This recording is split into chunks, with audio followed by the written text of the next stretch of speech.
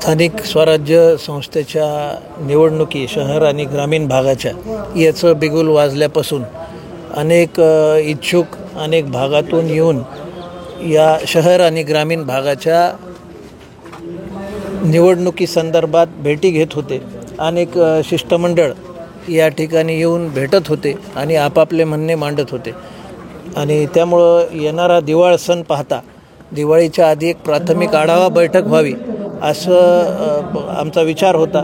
आणि त्या माध्यमातूनच ही बीड शहराची जी नगरपालिकेची निवडणूक आहे त्यासाठी एक प्राथमिक बैठक कुणाचं काय म्हणणं आहे ऐकण्यासाठी कार्यकर्त्यांची बोलवलेली होती. या शहराचा नगरपालिकेचा इतिहास पाहता बहुतांश वर्ष हे कारभार हा आपल्या परिवाराकडं राहिलेला आहे. शहरातल्या लोकांनी प्रत्येक जाती धर्माच्या लोकांनी वेगवेगळ्या शहराच्या निवडणुकांमध्ये साथ दिलेली आहे आणि कारभार बीड नगरपालिकेचा सातत्याने आपल्याकडं ठेवलेला आहे. त्यामुळं आजही शहरातील विविध घटकातील लोक येऊन भेटत आहेत आणि त्यांच्या वेगवेगळ्या सूचना येत आहेत.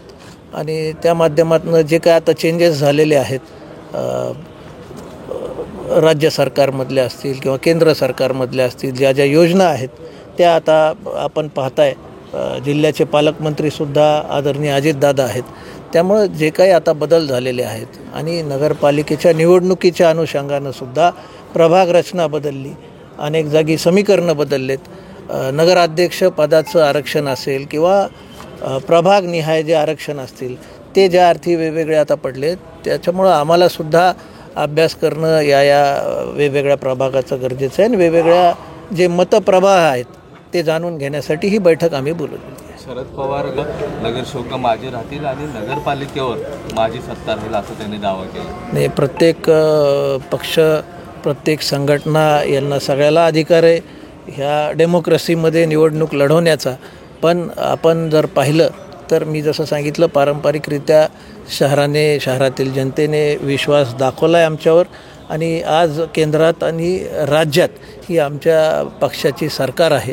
आणि त्यामुळं अजितदादा जर इथं पालकमंत्री आहे तर शहरात चांगला विकास होणं, जे जात पात धर्माच्या नावावर आज जे राजकारण चालू आहे ते बंद होणं आणि जी आपल्या जिल्ह्याची सातत्याने बदनामी केली जाते त्यातून बाहेर येऊन कुठंतरी सगळ्यांना मिळून हे विकास आपल्याला साधायचा आहे. आणि ह्या निवडणुकीच्या अनुषंगानं नक्कीच बीड नगरपालिका ही राष्ट्रवादी काँग्रेस पक्षाच्या माध्यमातून जास्तीत जास्त सीट निवडून आणून नगराध्यक्ष आणि नगरसेवकाचे नक्कीच चांगला विकास हा आदरणीय दादांच्या मार्गदर्शनाखाली पुढील 5 वर्ष होईल यासाठी शहराच्या नागरिकांना आम्ही त्यांचा विश्वास हा मतदान रूपी मागणार आहोत. आणि आम्हाला विश्वास आहे की नक्कीच चांगला प्रतिसाद हा जनतेकडनं मिळेल.